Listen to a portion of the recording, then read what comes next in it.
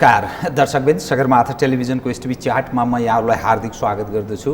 जीवराम भण्डारी आज यहाँहरू सामुन्ने उपस्थित हुनुहुन्छ डाक्टर सुन्दरमणि दीक्षित। उहाँ वरिष्ठ चिकित्सक हुनुहुन्छ, एक नागरिक अगुवा पनि। समग्रमा आज म 3-4वटा विषयलाई डाक्टर सुन्दरमणि दीक्षित मार्फत सम्बोधन गराउने प्रयत्न गर्नेछु। सुन्दरमणि दीक्षित स्वतन्त्र हुनुहुन्छ, दलगत स्वार्थभन्दा अलि माथि उठ्ने, बृहत्तर राष्ट्रिय हित र जनहितको कुरा गर्नुहुन्छ। नेपालमा भनिन्छ लामो समयदेखि एउटा सपना थियो नेपाली जनको, स्थायी खालको सरकार पनि भएन, राजनीतिक स्थिरता पनि भएन र संविधान सभा मार्फत एउटा संविधान जारी गर्ने र त्यसले बनाएको आफैले आफैमाथि शासन गर्ने त्यस्तो अवस्था आयो भने समग्रमा मुलुकको समृद्धि सम्भव छ भन्ने यस्तो दृष्टिकोण कतिपय मानिसहरूले एडभोकेसी गरेर पनि हिँडे। यो सरकार लगभग सबै प्रक्रिया पार गरेर यो ठाउँमा प्रवेश गरेको छ। झन्डै 16 महिना सङ्घीय सरकार गठन भएको, झन्डै 16 महिना व्यतीत भयो। स्थानीय सरकारले 2 वर्ष लगभग पार गरेको त्यस्तो अवस्था छ। तर जनतामा नैराश्यता छ। यो अहिलेको मौसम भनेको निरन्तर यो प्रक्रिया के हो भने सधैँ बाढी पहिरो आउँछ, व्यापक जनधनको क्षति हुन्छ। सरकारको भूमिका, प्रमुख प्रतिपक्षी र प्रतिपक्षीको भूमिका, नागरिक अगुवाहरूको भूमिका र नेपालका जति पनि बुद्धिजीवीहरू कुन अवस्थामा छन्, समग्रमा आज म उहाँसँग हामी कहाँ कहाँ चुक्दैछौँ, किन हरेक पटक हरेक परिवर्तनले नागरिकका चाहनालाई सम्बोधन गर्न सक्दैन, फलतः देशमा फेरि अर्को खाले आवाज उठ्ने गर्छ।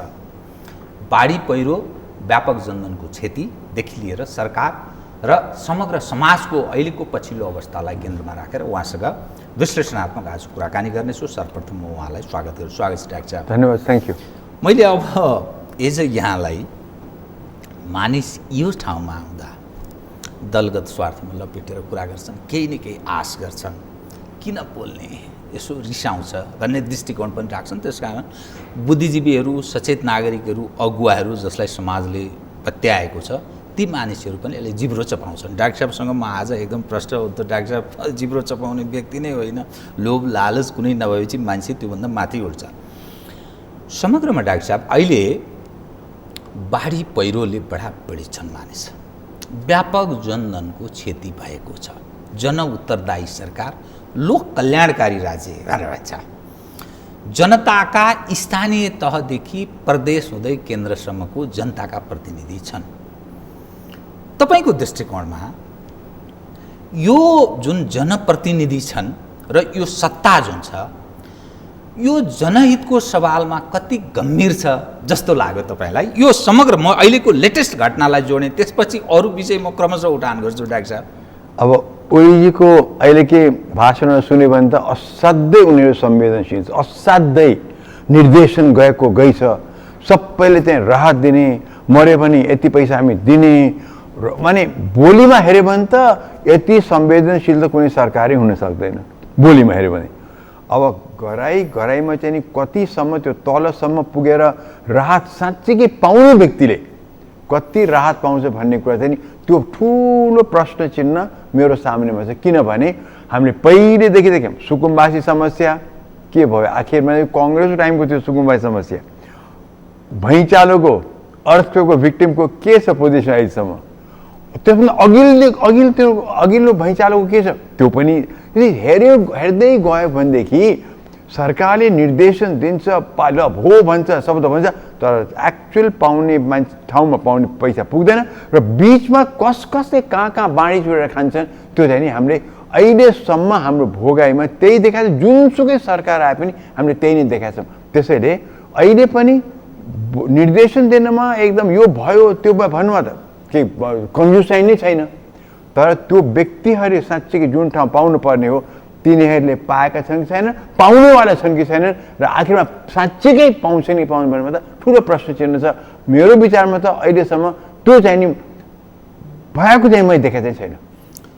तपाईँलाई के लाग्छ, यो सुधार हुने सम्भावना तपाईँ कतै देख्नुहुन्छ कि? एक यदि सुधार हुन्छ भने कहाँबाट तपाईँले त्यो छनक पाउनु कसरी लाग्छ? सुधार हुन सक्दैन भने मूलतः दोष कसको या के को? सिस्टमको, व्यक्तिको, या हामीले परम्परागत ढङ्गले अवलम्बन अपनाउँदै आएको यो संरचनागत पक्षको के को हो बताइदिनुहोस् त। किन मानिसमा जुन खालको नैराश्यता छ, जुन फ्रस्ट्रेसन भनेर भन्छ, अहिलेको नयाँ युवा पुस्तालाई मैले अङ्ग्रेजीमा प्रस्तुत गरेँ, जुन फ्रस्ट्रेसन छ त्यसले कतै न कतै विद्रोहात्मक भावना पैदा गर्दैछ। क्रमशः क्रमशः क्रमशः मानिसमा त्यस्तो नकारात्मक भावनाहरू पैदा भइरहेको छ। युवा जनशक्ति असाध्य त्यो निराश छ। त्यो यो दुई विषयलाई डाक्टर साहबको विषय कृपया। तपाईँको प्रश्न दुवैतिर नै एकदमै गाह्रो प्रश्न छ। यो तपाईँको यो सोधाइ छ कि चाहिँ नि अगाडि यो सुध्रिन्छ कि सुध्रिँदैन भन्दाखेरि त यति वर्ष, अब धेरै अगाडि पनि नजाउँ, हामी 46 सालदेखि मात्रै कुरा गरौँ न। 46 सालदेखि जुन परिवर्तन आयो, मूल परिवर्तन जो आयो 46 सालदेखि अहिलेसम्म हेर्दाखेरि त त्यो सुध्रिएको त अवस्था देखिएन। 30 वर्ष बित्यो। 30 वर्षमा सुध्रियो भने त 100 वर्षको 30 वर्षमा त 1/3 भयो। शताब्दीको 1/3मा हामी सुध्रिन सकेनौँ। नसुध्रिने कारण चाहिँ के छ भनेदेखि जहाँ चाहिँ भ्रष्टाचारले नै हामीलाई खाएको हो। भ्रष्टाचार नै चरम सीमामा पुगेको हुनाले 30 वर्षमा त्यो घटेको छैन। भ्रष्टाचार बढ्दो बढ्दो बढ्दो अवस्थामा गएको छ र त्यो भ्रष्ट हुने व्यक्तिहरूलाई दण्ड दिन नसकेर दण्डहीनताको जुन कुरा पर्यो, दुईवटा एक किसिमले यी जोडिएर अगाडि बढे र के देखिन्छ भने दुवैतिर पोलिटिकल यति ब्याकिङ भएको हुनाले चाहिँ नि कसै जुनसुकै पार्टी जो आए पनि कसरी केही हलचल गर्न सक्दैन। किनभने तपाईँको पार्टीले पनि गरेको थियो, मैले पनि गरेको छु, म तपाईँलाई छोएँ, तपाईँ मलाई छुन्छ, तँ कोट्टाइ म तँलाई कोट्टाउँछु भन्ने कुरा आउँछ। जस्तो कि एक्जाम्पल दिउँ तपाईँलाई, आजै मात्रैको पेपरमा ललिता निवास काण्डमा त्यो अब अघिल्लो आयुक्तले बोल्नु भएको छ, आज बोल्नु भएको छ अख्तियार सामुन्नेमा कि चाहिँ नि त्यो जुन त्यसमा उहाँ सचिव हुनुहुँदो रहेछ, निर्माणको सचिव, उहाँले भन्नुभयो त्यस बेला मैले तत्कालीन प्रधानमन्त्रीको निर्देशनमा यो गरेको हुँ, तत्कालीन मुख्य सचिवको मिटिङ बस्दा बेला मैले गरेको हुँ, तर मलाई निर्देशन भएर मैले गरेँ भने माधव नेपाललाई सोझ्य आउनु भएको छ। अब हेर्नुहोस्, अब वाइट बडी काण्ड भन्नुभयो भने शेरबहादुर मुसिया पनि देखियो, उहाँको प्रधानमन्त्री कालमा बाहिर छ, त्यही सुनिन्छ बाहिर। ललिता निवास यत्रो माधव नेपाल मुसिया छन् भन्ने देखिन्छ। अब त्यो पुष्टि त हुनु बाँकी होला, तर आयो नि त चार्ज त। भनेपछि यी सबै टप मोस्ट नेताहरू कहीँ न कहीँ मुसिया छन्।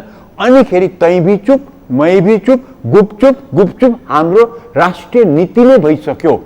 अर्को इक्जाम्पल दिउँ प्रचण्डको। अब प्रचण्ड त्यस्तो अहिले त ठुल्ठुला नेता मध्येमा मैले तपाईँलाई ओलीको नाम गरेँ, माधव नेपाल नाम गरेँ, मैले शेरबहादुरको नाम। अब प्रचण्डले यो जुन यो माओवादी लडाकुको पैसा जुन त्यस बेलामा उनले लिए, त्यो नभएका लडाकुको पैसा लिएर लडाकुलाई निकाले, आर्मीको बन्दुक देखाएर लडाकुलाई उमेर पुगेन, यो त्यो भएर बहिर्गमन गरे, पैसा त आयो नि। त्यो पैसा कहाँ गयो त भनेदेखि कोही यहाँ बाँकी रहन्छन्। यिनीहरू भ्रष्ट, पैसाको मात्रै भ्रष्टाचार होइन, यहाँ त पैसाको भ्रष्टाचार, नैतिकताको भ्रष्टाचार, अनेक किसिमको भ्रष्टाचार भन्ने कुरा, भ्रष्ट आचरण यहाँ भएको छ। त्यसैले र मूलतः तपाईँको क्वेसनमा चाहिँ अगाडि बढ्न नसकेको कारण चाहिँ नि भ्रष्टाचार, पैसाकै भ्रष्टाचार र त्यसमा दण्डहीनता। किनभनेदेखि सबै पार्टीको कहीँ न कहीँ यसमा संलग्नता छ। त्यसले गर्दाखेरि हामी अगाडि बढ्न सक्यो। 30 वर्षमा कारण यो हो। अब अगाडिको क्वेसनमा सुध्रेन, आई डोन्ट नो कसरी भनौँ। मेरो विचारमा त यही रवैया चल्ने हो भने त सुध्रिने त अवस्थै देख्दिनँ म। कसरी सुध्रिन्छ? झन्झन मुसिँदैछन्, तानिँदैछन् मान्छेहरू त। 10-15 वर्ष अगाडिको माधव नेपालको अहिले आउँदैछ, भनौँ न 8-10 वर्ष शेरबहादुर देउवाको टाइमको अहिले आउँदैछ भनेदेखि त यो तान्दै गयो भने त कहाँ पुगिने हो यो? अगाडिको त कुरै हामीले पछाडि फर्किन परिरहेको छ यहाँ त। अगाडिको त कुरै नगरौँ, पछाडि हेर्नुहोस् त। अब ओलीजीले भन्नुभएको छ, म त बार भनेको छु, म भ्रष्ट हुन्न र म भ्रष्टाचार गर्न दिन्न। तर उहाँकै अहिले सरकारभित्र चाहिँ नि हरेक सरकारी कामकाज गर्ने दफ्तरमा चाहिँ नि हिजो मात्रै मैले एकजनाले भन्दै थिएँ कि 25 रुपियाँको काम गर्न पर्यो भनेदेखि 100 रुपियाँ खर्च गर्नुपर्छ घुसमा। हिजो मात्रै मलाई एकजनाले भन्दै थिए कि डाक्टर साहब त्यो पनि एउटा मानव अधिकार कर्मीले मैले भनेको डाक्टर साहब 25 रुपियाँ खर्च गर्न पर्यो भनेको काम छ भने 100 रुपियाँ त घुस नखाइकन त्यो कामै हुँदैन। अनि ओलीजीले के नाताबाट भन्दै हुनुहुन्छ कि म भ्रष्ट हुन्न, भ्रष्टाचार गर्दिनँ। यस्तो अवस्था भएपछि अब के भन्ने त? त्यसैले अगाडिको अवस्था निराशाजनक नै छ। यसो भन्दाखेरि मलाई पेसिमिस्टिक नभन्नुहोस्, तर यथार्थ हो कि 30 इयर्स 30 वर्षमा चाहिँ नि हामी चाहिँ नि माथि उठ्न सकेनौँ कि हामीले जति उठ्न खोज्या हेर्नुहोस्, अहिले कामदारले बिचराले पैसा पठाउँछन्, साउदीमा मरेर 50 डिग्रीमा मरेर पैसा पठाउँछन्, उनीहरूले पैसा पठाउँछन् मुलुक उठाउनलाई। यहाँ भ्रष्टाचारले त्यसलाई तल तान्छ अनि सगरमाथा चढ्न जान्छ, खुट्टा चाहिँ तल तान्छन्। सो हाम्रा मुलुकका जनता, सिधा साधा जनता खाना नपाएर बाहिर गएर 50 डिग्री सेन्टिग्रेडमा चाहिँ काम गरेर लास फर्काउँछन्, आफ्नो पैसा फर्काउँछन् मुलुकलाई के होस् भनेर। त्यो पैसा पनि यहाँ लुटेर खाइरहेका छन् हेर्नुहोस्। त्यसैले यो सबै हेर्दाखेरि नैतिकता त यति पनि रहेन, सिद्धान्त यति पनि रहेन। पार्टीका सिद्धान्त भन्छन्, म फुटेर म जुटे भन्छन्। सिद्धान्त कहाँको सिद्धान्त? कहाँको सिद्धान्त? एक्जाम्पल दियो तपाईँलाई त भन्नुहोस् त यो कुरा। हुन त तपाईँको प्रसङ्ग बाहिर छ हो। अहिलेको प्रधानमन्त्री र चाहिँ प्रचण्डको चाहिँ कुरा गर्नु, यी दुईटा अध्यक्ष भएका छन्। मलाई बताउनुहोस् त यो कुरा, दुईटा पार्टी आउँछन्, कुनै पार्टी दुईटा व्यक्ति कुनै पार्टीमा आउँछ भने पार्टी ठुलो कि व्यक्ति ठुलो? आउँछन् त पार्टीको सिद्धान्त, पार्टीको पोलिसी, पार्टीको फिलोसफी लिएर आएपछि न त न म, त्यहाँ त पार्टीको सिद्धान्त अनुसार यो अध्यक्ष हुन्छ। दुईटा कहाँबाट भयो? यो त पर्सनल कुरा भयो नि त। जब पर्सनल पार्टीभन्दा माथि उठ्दिन्छ तब त्यो पार्टी रहनै सक्दैन। कहाँको सिद्धान्त र कहाँको नैतिकता, कहाँको आचरण सही आचरण हुँदै सक्दैन। त्यसै आज जुन तपाईँ भन्नु स्थिर सरकार, अघि सुरुमा तपाईँ भन्नुभएको थियो, हो स्थिर सरकार खोज्या हुँ, जनताले मत दिएका हुन्, तर जब मेन पार्टीमै दुईटा न्यार गरेर फुटेका छन्, दुईटा चाहिँ यहाँ कुकुर जस्तो गरेर हाउ गरेर बसेको छ भनेदेखि त्यो पार्टीले कसरी स्थिरता दिन सक्छ? कङ्ग्रेसको त कुरै नगर्नु, त्यो त पार्टी नै होइन, अहिले त गुट हो, तितौरा र मसौरा हो, तिनीहरू त अहिले केही पनि छैन। अब सवाल के रह्यो भने यो फेरि हो जननिर्वाचित, जनताबाट चुनिएको छ, 5 वर्षको म्यान्डेटको कुरा स्वाभाविक रूपले त्यो जनप्रतिनिधिले गर्ने भयो आफूलाई। अनि फेरि संविधान सभाले संविधान जारी गरेको छ। अब यो सिस्टम, नेतृत्व, जनता, यो तीनटा चिज, यो तपाईको मेरो प्रश्न र तपाईको जवाबसँग लपेटियो। मूलतः दोषी को एक, अब के गर्नुपर्छ भन्ने लाग्छ एज एउटा सचेत नागरिक, एज अ नागरिक अगुवाको नाताले तपाईँ धेरै प्रयत्न गरिरहनु भएको छ, समाजमा केही होस्, राम्रो होस्, यो प्रयत्न गरिरहनु भएको छ, त्यसकारण मैले यो विषय उठान गरेँ।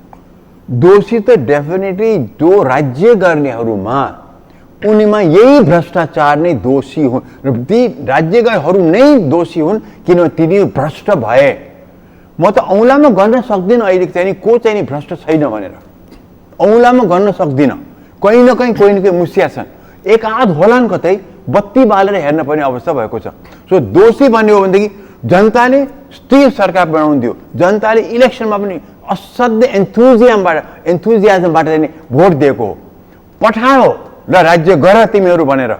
तर जब चाहिँ नि माथि पठाएपछि अब उही पावरको खेल, पैसाको खेलले गर्दाखेरि त जब त्यो पठाएको पार्टी नै आपसमा चाहिँ नि एक प्रकारले फुटेको छ, तब त्यसलाई हामीले स्थिर सरकार उसले कसरी दिन्छ? र एउटा अध्यक्षले बनाएको अर्कोले काटिराखेको छ, म देखिरहेको छु अहिले। अब प्रधानमन्त्री को हुने भने त्यस्तो झगडा परेर पार्टीमा भएपछि, एउटै पार्टीमा गएपछि पार्टीको सिद्धान्त बमोजिम पो चल्नुपर्छ त, न कि प्रचण्डको सिद्धान्त र न त ओलीको सिद्धान्त। यस्तो त हुँदैन नि। त्यसैले यो मिलेकै छैनन्। त्यसैले एउटा कुरा, दोषी कहाँ छ भनेदेखि पहिला त भ्रष्टाचार नै हो, र भ्रष्टाचार गर्ने व्यक्तिहरू दोषी हुन्, र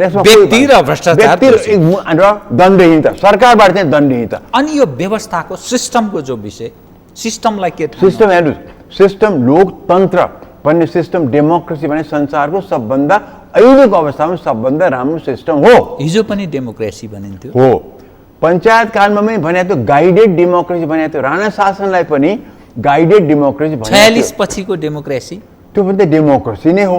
तर यो एउटा तपाईँ यसमा राम्रो रमाइलो प्रश्न बताउँछ है त, राम्रो कुरा बताउँछु। चन्द्र शमशेर महाराजको टाइममा चन्द्र शमशेरको चाहिँ नि एउटा छोराहरूलाई पढाउनलाई बङ्गालबाट एउटा मास्टर ल्याइयो।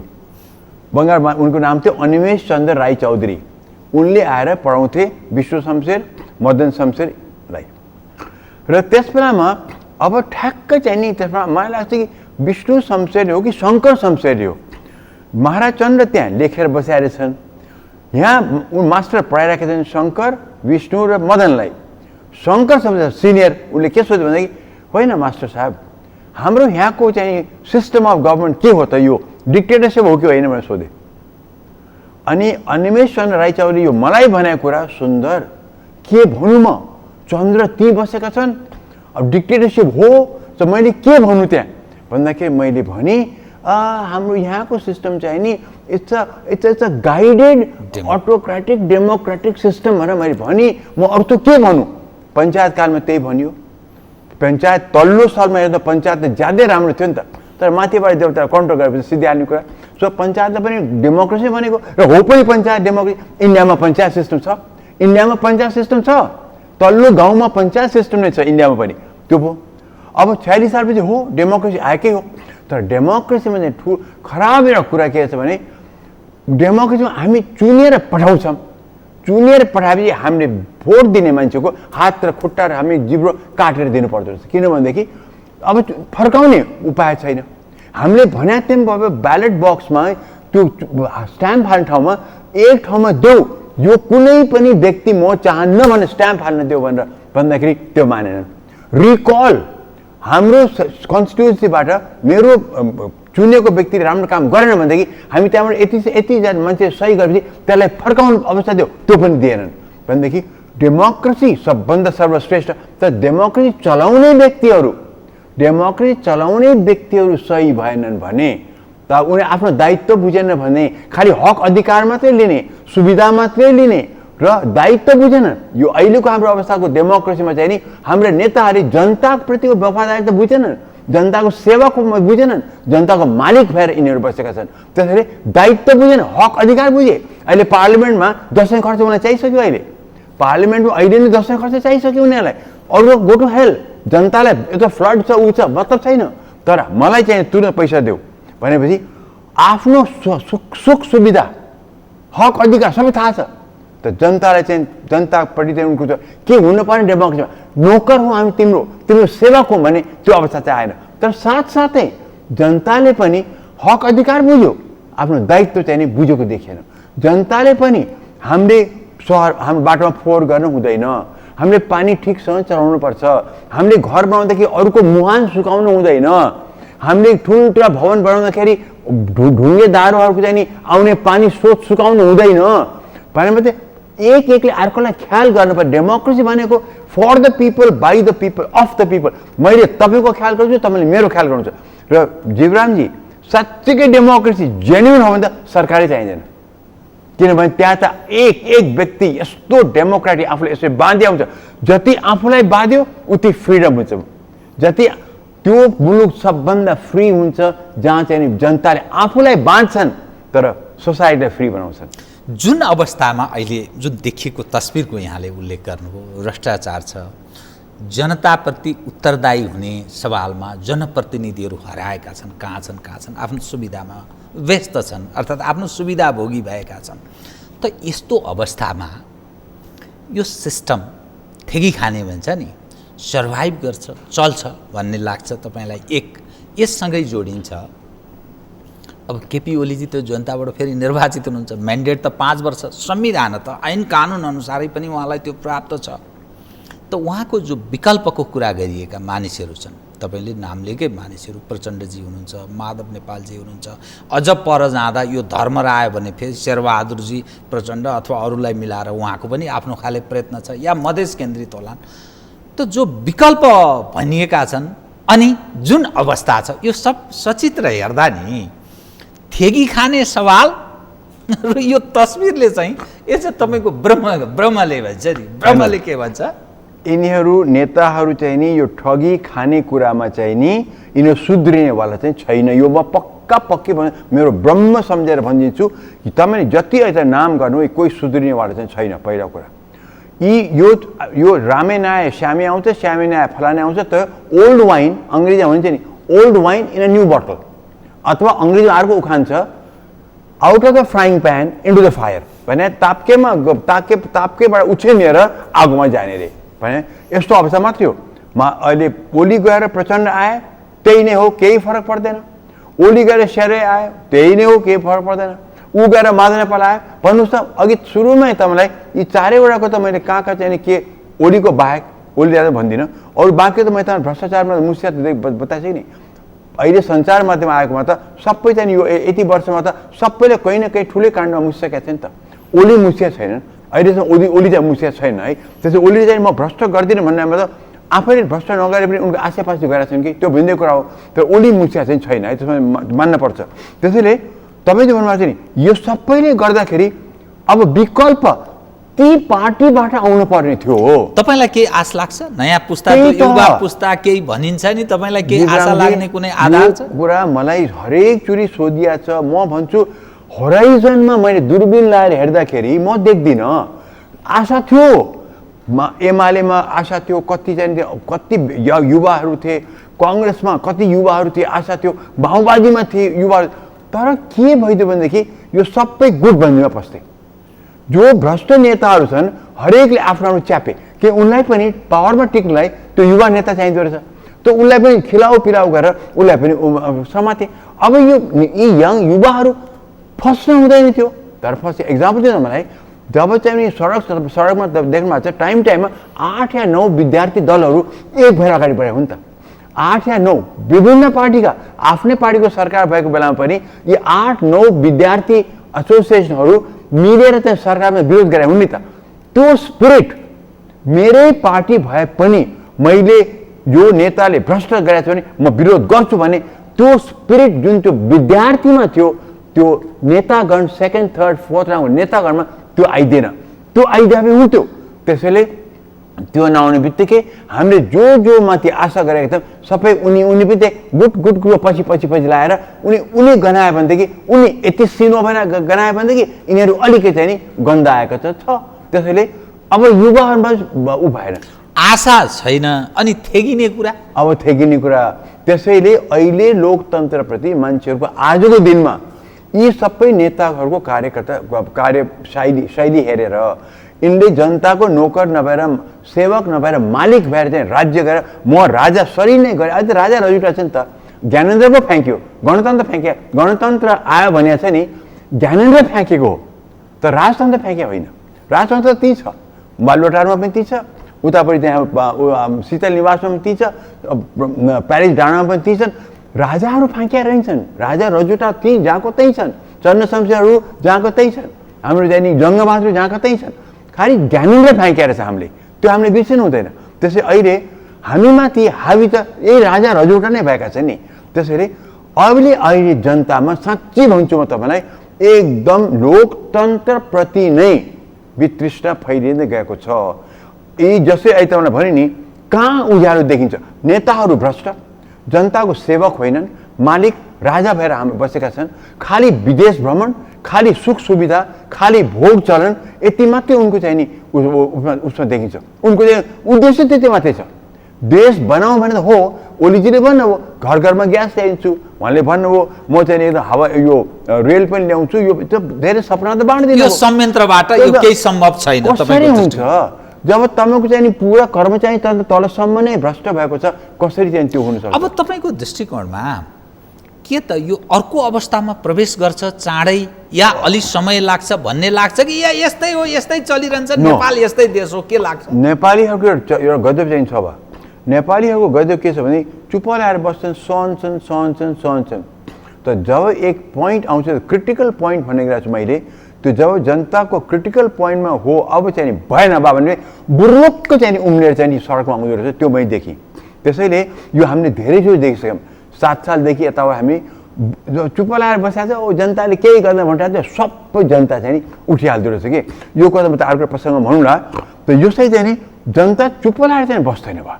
जनतामा अहिले जुन किसिमको निराशा, आक्रोश, दुःख जुन छ नि, जहाँ चाहिँ भने अहिलेसम्म अर्थक्वेक भिक्टिमको पुरो टुङ्गो लागेको छैन। बेपत्ता परिवारको के भयो, हाम्रो घाइते अपाङ्गको के भयो, हाम्रो त्यो जनमुक्ति सेनाको के भयो, वाइसएलका विचारहरू अस्ति देख्नु निर्मला विक भन्ने मान्छेको त्यो महिलाको माओवादीको लडाकु ज्यान दिएको छ प्रचण्डको लागि, बाबुराम भट्टराईको लागि, यही बादलको लागि, यही पुनको लागि ज्यान दिएकी छ त्यो केटीले। आज उसको खाना नपर्ने अवस्थामा चाहिँ उसको फोटो आएको थियो अस्ति पेपरमा।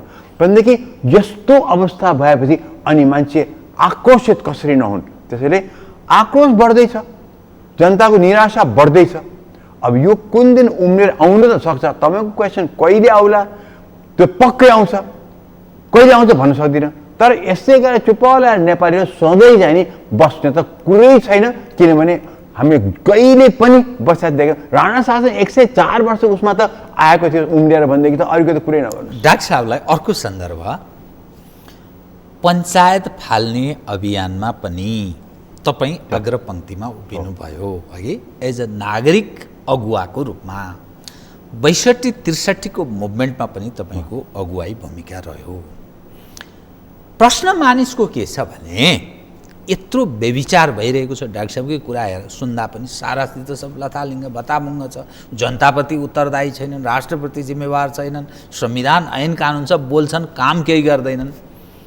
त त्यो सिभिल सोसाइटी, मानव अधिकार कर्मी, सोकल बुद्धिजीवी, ज्ञानका भण्डार भनेर भनिन्छ नि, जो समाजलाई गोह पहिल्याउने, अलिकति एउटा मार्ग निर्देश गर्ने, ठिक मार्गतर्फ सरकारले केही गर्यो भने यसो औँलो ठड्याएर ठिक मार्गमा ल्याउने, त त्यो पक्ष कहाँ छ? तपाईँहरू के गरिरहनु भएको छ बताइदिनुहोस् त, किनभने तपाईँहरूको जो मोभ थियो एकदम। सुन्नुहोस्, मान्छेले भन्छन् जनताले त्यस्तै सरकार पाउँछ जो आफू छ भनेर। जनता, म त्यो जनताको स्तरमा जान्न कि जनता ज्यादै सिधा साधा छन्। हामीले त्यो सरकार पायौँ जो हामी आफै छौँ। हामी सिभिल सोसाइटी बुद्धिजीवी हामी जस्ता छौँ, हामी त्यसको सरको सरकार पाएका छौँ। हामी बुद्धिजीवीहरू सोकल सिभिल सोसाइटीहरू पनि हामी पनि केही न केहीको पछि नै लागेर रहेछ भने म त प्रष्ट भएको छु। अहिले म पनि पदको लागि लागेर छु, म पनि कुनै आयोगको अध्यक्ष हुनको लागि लागेको रहेछु, मैले पनि आइएनजिओ खोलेरै अगाडि बढ्नको लागि लागेको रहेछु। भनेदेखि हेर्नु जीवरामजी, हामीले त्यो सरकार पायौँ जो हामी आफै नागरिक समाज, हामी सोसाइटी, सिभिल सोसाइटी जे छौँ, बुद्धिजीवी जे छौँ, हामी त्यही हामी सरकार हामीले पाएका छौँ। त्यसले हामीले धेरै गुनासो गर्ने ठाउँ छैन हो। त तपाईँको क्वेसन हामी के हेर्दैछौँ भन्दाखेरि हो सडकमा उत्रिहालेर अहिले उम्लिहाल्ने चाहिँ नि जनताको त्यो क्रिटिकल पोइन्ट पुगेको छैन र हामी चाहिँ खालि उत्रेर चाहिँ कराएर पनि काम छैन। तर आज बुद्धिजीवी हुनु जो यत्रो आन्दोलन, यतिवटा आन्दोलनमा भाग लिएको मान्छेको हिसाबले मलाई सोध्नु छ भनेदेखि म देख्दैछु कि जनताको क्रिटिकल पोइन्टतिर पुग्दै छ। र जुन दिन त्यो आउँछ त्यो कस्तो हुँदो रहेछ भनेदेखि थाहा हुँदैन कहिले आउँछ के, जस्तो मृत्यु हामीलाई थाहा छ कि मृत्यु आउँछ, अवश्य भावी छ, एकपटक आउँछ। र संसारमा एउटै कुरा सत्य छ भने मृत्यु मात्रै हो, जन्म पनि सत्य छैन, तर मृत्यु सत्य छैन। यहाँ पनि सत्य छ, मृत्यु आउँछ, त्यो कहिले आउँछ थाहा छैन, त हामी रेडी भएर बस्छौँ। त्यसै गरी यहाँ पनि यो आउँछ, यहाँ पनि यो सिस्टमकै विरोधमा आउँछ, नाइ छाड्दैन। यो सुध्रिएन भनेदेखि यो अवस्था अहिलेका नेताहरूले र पार्लियामेन्टेरियनहरूले र अहिलेका चुनिएका व्यक्ति र पोलिटिकल पार्टी र लिडरहरूले सुध्रिएनन् भनेदेखि आउँछ यो विदाउट डाउट आउँछ, खालि कहिले आउँछ भन्ने थाहा छैन। जनताको आक्रोश, निराशा, नैराश्यता अहिले क्रिटिकल पोइन्टमा पुग्न मात्रै बाँकी छ। बोइलिङ पोइन्ट भन्छ नि, पुगेको छैन र सायद हुनसक्छ 1-2 वर्ष नपुग्ला। अब केमा भर पर्छ भनेदेखि ओलीजी अहिले जताबाट जो हेरे पनि ओलीजीसँग 3.5 वर्ष बाँकी छ। प्रचण्डले जेसुकै भने पनि अहिले प्रचण्ड आउँदैमा के हुनेवाला छैन, बरु झन् खराब होला समान लाग्छ। त्यसरी ओलीजीले आरामसँग 5 वर्ष गर्न दिनुपर्छ उनलाई, 3.5 वर्ष बाँकी छ।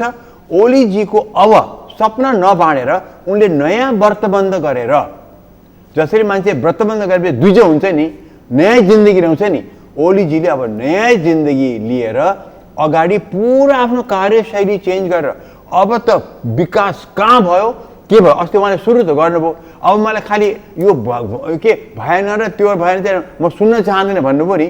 अब उहाँले चाहिँ भन्नुभयो कि म पनि निराश भएको छु सरकारको काम छ भनेर। अब त्यो निराश मात्रै भएन, उहाँले गरेर देखाउनु परेको म यो काम गरेँ र मैले 1 स्टेप 2 स्टेप 3 स्टेप मैले गरी जनताले 3 महिनाभित्र म यो काम गरेर देखाउँछु भनेर भन्नु पऱ्यो। अब 50 वर्ष पछाडि अगाडि कुरा गरेर काम छैन हामीसँग। त्यसै अहिले 2/3 मत पाएको सरकार छ, बलियो प्रधानमन्त्री हुनुहुन्छ, उहाँले अब गरेर देखाउने बेला आयो।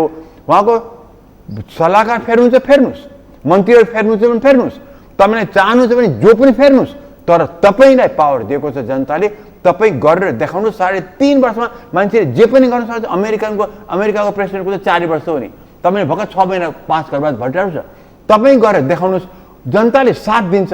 तपाईँ गरेर देखाउनु। मैले जनताको लागि मेलम्ची पनि ल्याइदिएँ, वाइट बडीलाई पनि मैले अब सबैलाई दोषीलाई मैले दण्ड दिएँ, मैले निर्मला हत्याकाण्ड पनि मैले समाति, तिनलाई पनि मैले दण्ड दिएँ। देखाउनुहोस् हामीलाई। म यो मानव अधिकार आयोगको जुन आयोगमाथि जुन हामीले लगाम लगाएको छौँ त्यो पनि म अहिले गरिदिन्न भने देखाउनु जनताले कि तपाईँले साँच्चीकै के गर्नु भएको छ। खालि सानो कोठामा बसेर क्याबिनेटका मन्त्रीलाई भनेर सचिवलाई भनेर मात्र होइन, भएको कुरा देखाइदिनुहोस् हामीलाई। That's all. यति भए पुग्छ। तपाईँको दृष्टिकोणमा केपी शर्मा ओलीले यो बाँडफाँड अर्थात् आलो पालोमा चाहिँ रमाउनु हुँदैन, 5 वर्ष निरन्तर चलाउनु पर्छ। म पहिल्यै भन्दैछु नि, यो मतलबै नभएको कुरा। म अघि नै तपाईँ भने नि पार्टीको सिद्धान्तमा आउनु पर्यो। तपाईँ मिल्नु भएको छ भने त कुनै सिद्धान्तमा आछ। सिद्धान्तमा पार्टीको पोलिसी हुन्छ। एउटा पार्टी जितेर आएपछि त्यो पार्टीकै प्रधानमन्त्री अगाडि जान्छ र अगर ओलीजीलाई नै प्रधानमन्त्री बनाएर ल्याएको छ भने उसले 5 वर्ष चलाउनु दिनुपर्छ। त्यो त हरेक पार्टीको सिद्धान्त नै हो। त्यहाँ ओलीको उसले यो सही गरेको थियो र प्रचण्डले सही भने आउँदैन। पार्टीले के भन्छ? तपाईँको पार्टीमा तपाईँ कम्युनिस्ट पार्टी भन्नु एउटा हुनु भएको छ भनेदेखि तपाईँको पार्टीको सिद्धान्त के हो? जनतालाई राहत दिने, जनताको प्रगति गर्ने, जनताले चाहिँ नि जनताको आँसु पुछ्ने तपाईँको काम त्यो हो। र तपाईँ प्रधानमन्त्री तपाईँ हुनुहुन्छ भने काम गर्न पाउनु पर्यो। यो जुन बेलामा त्यो हल्लाएर चाहिँ बसेर चाहिँ अब मेरो त सिद्धिन आँट्यो भनेर हल्लाइराखेको भनेर त्यो हल्लिएको प्रधानमन्त्री काम लाग्दैन। ऐतालाई भन्ने स्थिर सरकार कहाँबाट आउँछ? त्यसरी यहाँ प्रचण्डले अहिले लोभ गर्नु हुँदैन। प्रचण्ड आउँदैमा के हुनेवाला छैन, झन् खराब हुन्छ। अहिले भनिरहेको छु, प्रचण्डले लोभ गर्ने कामै छैन। यहाँ ओलीलाई काम गर्न दिउँ, तर खालि ओलीले सुध्रिएर अगाडि बढ्नु पर्यो। नयाँ व्रतबन्ध गरेर अगाडि बढेर चाहिँ नि जनताले देखाउनु पर्यो। अब सपना बाँड्ने होइन, निर्देशन मात्र दिने होइन, जाउँ इन्भेस्टिगेट गरौँ, थलोमा पुगेर चाहिँ नि यो भएन, इमिडिएट एक्सन लिने काम गरौँ, सर्ट टर्म एक्सन लिने काम गरौँ, मिड टर्म गरौँ अनि लङ टर्मको प्लान गरौँ। एकचोटि ओलीले चाहिँ नि यो सर्ट टर्ममा हामी यो गरेँ मैले देखाइदिएँ भनेदेखि जनताले साथ दिन्छ। एक्जाम्पल, उनले खालि वाइट बडीको यो मान्छे क्रिमिनल हो, चाहे जुनसुकै पार्टीको चाहिँ चिफ होस्, त्यसलाई मैले आज चाहिँ कारवाही गरेँ भने देखाइदियोस् हामीले। नतिजामा देखिनु पर्यो। देखिनु होइन, मेलम्चीमा चाहिँ नि मेलम्चीको चाहिँ मन्त्रीले के भन्छ भनेदेखि 10 सयसम्म पानी ल्याउँछ भने ल्याएन, उसले निकालिदिनु पर्यो। देखाउनु पर्यो। जो काम गर्न नसक्ने हटाइदिनु पर्यो, भ्रष्टाचार पनि निकालिदिनु पर्यो, दण्ड दिनुपर्ने ठाउँमा चाहिँ जुनसुकै पार्टीको जुन नेता होस् दिनु पर्यो। अब अहिले मादन बाबु कुरा आइरहेको छ, छानबिन गर, इमिडिएटली गरेर हामीलाई 15 दिनमा चाहिँ निवेदन दियो, हाम्रो प्रतिवेदन दियो। त त्यस्तो काम ओलीले सर्ट टर्मको 4-5 वटा जनताको जल्दो बल्दो कुरा, यो अहिलेको चाहिँ यो भ्रष्टाचार भयो, अहिलेको महँगीको ठाउँ बाटो बन्द भएको छ, खालि भ्रष्ट भएर चाहिँ नि त्यो कहीँ बालुवा खन्न दिएको छ, कहीँ बोल्डरको चाहिँ क्रसर इन्डस्ट्रीले दिएको छ, खालि भ्रष्टाचारबाट गएर बाटो सबै ठाउँमा बन्द भएको छ, ल्यान्ड आइरहेको छ। त्यो देखाउँदा हामीलाई ओलीजीले यति गरेर जनताले तत्काल राहत दिने कुरा 4-5 महँगी नियन्त्रण गरिदियो, विषादीको चाहिँ त्यो के भएको हो भन्नु, सत्य कुरा बताइदियो। मैले थाहा छैन भन्न पाउँदैनौ, you are prime minister, executive problem तिमी भन्न पाउँदैनौ। त्यो भनेर चाहिँ तिमी उम्केर हामी त माफ गर्दैनौँ, माफी मागे त माफी हामी गर्दैनौँ, माफ गर्ने कुरा हुँदैन। यहाँ के हो कुरा, सत्य कुरा त्यो बताऊ हामीलाई, देखाऊ। यसै गरेर यो क्रसर उद्योगले चाहिँ यो बालुवा खन्न हाम्रो मुलुकको चाहिँ रेप भइरहेको छ, यहाँ जङ्गल फर्ने भइरहेको छ, चुरेको चाहिँ रेप भइरहेको छ, देखाऊ, बन्द गराऊ, भोलि नै बन्द गराऊ, कमन आर्मी लगाएर फेरि बन्द गराऊ। त्यो बन्द के रोकाएको तिमीलाई? सुरक्षा बल लगाएर रोकाऊ। यो त भ्रष्टाचारको चरम सीमामा मुलुक डुब्दैछ। यहाँ दुबान यो जुन फ्लडिङ भन्नुभएको छ त्यसको पनि नतिजा हो यो। त्यसै चाहिँ अब देखाऊ हामीलाई के। डाक्टर साहबलाई म अब 3 वटा विषय क्रमशः उठान गर्छु है। यो बुद्धिजीवी भन्छ नि, जो बुद्धिले जीविकोपार्जन गर्ने मानिस, यो बुद्धिजीवी के को पछि लाग्यो, फलत यो भूमिका सुन्ने भयो, अर्थात् हरायो। यसले आफ्नो अहम जो दायित्व हो राष्ट्रप्रतिको जनताप्रतिको संसारमा त्यस्तो भूमिका निर्वाह गर्छन्। सबै चिज असफल भयो भने पनि त्यसले थेग्ने परिस्थिति सिर्जना गर्छ। के भयो यो विषयको बताइदिनुहोस् त। एक पहिलो भनिहाल्नु कृपया। तपाईँ जे हो म पनि त्यही हो, तपाईँ लोभी म पनि लोभी, मन्त्री लोभी त म पनि लोभी भनेदेखि बुद्धिजीवी भन्ने जुन वर्ग हुँदो रहेछ नि झन् खतरनाक हुँदो रहेछ। बरु त्यो सिम्पल लाभका लागि उसले आफूलाई बरु त्यो सिम्पल गाउँलेले आफ्नो चाहिँ खेती गर्छ, ऊ गर्छ, आफ्नो बेच्छ, खान्छ, आफ्नो 2 दिनको 2 छाक खाना पाउँछ। बुद्धिजीवी भने वर्गको चाहिँ त्यो बुद्धि अलिकति उल्टो दिशातिर गयो भनेदेखि चाहिँ नि त्यो चाहिँ बुद्धि झन् खतरनाक हुँदो रहेछ। र त्यो बुद्धि त्यस्तो खालको बुद्धिले अहिले नेपालमा चलेको छ। जो मलाई पद, मलाई पैसा, मलाई आइएनजीबाट डलर, यो सबैको चाहिँ नि यो जुन एउटा समूह जस्तो भइरहेको छ बुद्धिजीवीको, र यो बुद्धिजीवीको कनेक्सन कुनै न कुनै म्याक्सिमम बुद्धिजीवीहरूको, म्याक्सिमम सोकल सिभिल सोसाइटीहरूको कहीँ न कहीँ पार्टीसँग लिङ्क चाहिँ नि छ। कहीँ पैसा यिनीहरूले नै सप्लाई गर्छन् आइएनजिओ मार्फत, कहीँ चाहिँ नि पार्टीले यिनलाई युज गर्छन्, कहीँ यिनले चाहिँ पद दिन्छन्। त्यसैले पहिला कुरा बुद्धिजीवी भन्ने वर्ग चाहिँ नि जेन्युनली मेरो बुद्धि अचानकमा पोलिटिकल अचानकमा नहाल्ने हो भनेदेखि, म विशुद्ध न्युट्रल भएर बस्ने हो भने खालि जनता, राष्ट्र र आफ्नो इमान्दारितामा विश्वास गरेर हिँड्ने व्यक्ति भइदियो भने त्यसलाई म बुद्धिजीवी भन्छु। विजडम अङ्ग्रेजीमा भन्छन्, ऊ मात्रै नलेज मात्रै होइन, विजडम भन्ने कुरा छ भने मान्छु। विजडम भन्दा एक स्टेप मान्छे ज्ञानी, त्यो मान्छे ज्ञानसम्म छ। हो म मर्छु, म धेरै दिन मेरो यहाँ छैन, मैले केही गर्नुपर्छ, आखिरमा मैले लिएर जाने केही छैन, त्यो सोच विजडमबाट ज्ञानसँग पुगे मान्छे हो भने म बुद्धिजीवी भन्छु। नत्र भने तपाईँको बुद्धिजीवी सोकल बुद्धिजीवी र सिभिल सोसाइटी जुन भन्नुहुन्छ नेपालको सन्दर्भमा यो पक्षबाट आश गर्ने धेरै आधार छैन। अब धेरै आश नगरौँ यो पक्षबाट। 62-63 मा धेरै गरेको हो र त्यसपछि म देख्छु धेरै त्यसमध्येका धेरै चाहिँ त तितर बितर भए कहाँ भनेदेखि पार्टीमा लपेटियो, स्वार्थमा लपेटियो, दलगत स्वार्थमा, पदमा स्वार्थमा। अब त्यो लोकतन्त्र अर्थात् प्रजातन्त्र भनेर भनिन्छ, लोकतन्त्र भन्न थालेका छन् अहिले, प्रजातन्त्र भन्न छोडेर। त्यो सिस्टममा सरकार गलत मार्गमा गयो भने प्रमुख प्रतिपक्षी या प्रतिपक्षी जो राजनीतिक ताकत हुन्छ त्यसले ठिक ट्र्याकमा ल्याउँछ, जनताप्रति जिम्मेवार, उत्तरदायी र बाध्य पार्ने अवस्था सृजना गर्छ होइन भन्छ। त्यो प्रमुख प्रतिपक्ष र प्रतिपक्षी राजनीतिक ताकत त्यो चाहिँ कस्तो अवस्थामा छ? एकदम हँसाउने कुरा गर्नुभयो, एकदम हँसाउने कुरा गर्नुभयो। कहाँ छ प्रतिपक्षी? खुबै तपाईँले सङ्केत गरे होला कङ्ग्रेस पार्टीलाई प्रतिपक्षी। म त भन्छु बरु मधेसी दललाई भने भए हुन्थ्यो, तिनीहरू त कमसेकम एउटा ग्रुप त छन् नि, कहिले मिला भन्छ कहिले नमिला भन्छ। तर कङ्ग्रेस त कहाँ पार्टी छ? कङ्ग्रेस त अहिले त बिल्कुल त्यहाँ गुट गुट गुट गुट, तितोरा पारा मसोरा पारा, यो अलि ठुलो गुट मसोरा, सानो गुट तितोरा, त्यहीमा अल्झिया छन्। र यिनीहरूमा अहिलेसम्म बुद्धि पलाउँदैनन् कि बाबा हामी एक भएर अगाडि बढ्न सकेन भनेदेखि मुलुक डुब्छ। किनभने कङ्ग्रेस सुरुदेखि नै कङ्ग्रेस कमजोर भयो भने नेपालको डेमोक्रेसीलाई खतरा छ।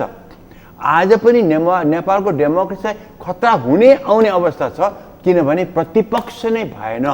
प्रतिपक्ष नभएको कारण चाहिँ नि कङ्ग्रेसको नेताहरूमा बुद्धि पटक्कै पलाएन, स्वार्थमा डुबे। जुन चाहिँ नि ओलीलाई र प्रचण्डलाई जे छ तिनमा पनि त्यही लागू भएको छ, यिनी पनि त्यस्तै अवस्थामा छन्। त्यो उनको त झन् बरु यिनीहरू त जुट्न खोजेका छन्, उनीहरू त फुट्याफुटै छन्। त्यसैले कङ्ग्रेस पार्टी त नभनिदिनुहोस् न, त्यो त बिचरा बिपीलाई र चाहिँ नि हाम्रो चाहिँ सुवर्ण शमशेरहरूलाई चाहिँ उनीहरूलाई चाहिँ त त्यो चाहिँ माथि पनि उनीहरूलाई ऊ दुःख लाग्ला के पार्टी छैन। गिरिजालाई पनि, गिरिजा नभनौँ तर बिपी कमसेकम बिपी बाबुलाई त माथि बसेर दुःख लाग्ला कि सुनेर कि मेरो पार्टी भनेर मान्छे अझ पनि भनिरहेका छन्। अब त पार्टी भन्यो भने गुट गुट गुट, कङ्ग्रेस त गुटहरू, गुटका समूहलाई कङ्ग्रेस भन्ने हुन्छ। त्यसले प्रतिपक्ष छैन, त्यही नभएर त बिग्रियो अहिले हाम्रो प्रतिपक्ष। अब कहाँ रोस्टम घेर्दैमा प्रतिपक्ष हुँदैन, त्यो त एउटै व्यक्तिले पनि रोस्टम घेरेको थियो अघिल्लो संविधान सभामा, त एउटैले घेर्थ्यो, त्यो के त्यो प्रतिपक्ष हो त? खालि हल्लाबाजी गर्ने, पार्लियामेन्टमा त डिस्कस गर्नुपर्छ, डिबेट गर्नुपर्छ, अनि त्यसको आधारमा अगाडि बढ्नु हो।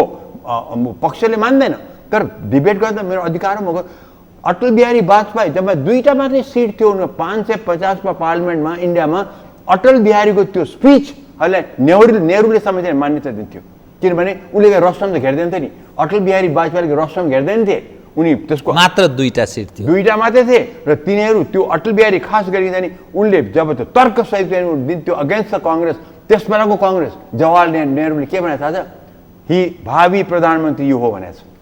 माने त्यो हुनु अब यहाँ त चित्त बुझ्न रस्टम घेराउ, आउँछ मुद्दा छैन रस्टम घेराउ, आउँछ बुद्धि छैन रस्टम घेराउ, होमवर्क छैन रस्टम घेराउ, पार्टी एकता छैन रस्टम घेराउ, यस्तो पनि कहीँ हुन्छ। अनि जनता त्यो हाँस्दैन।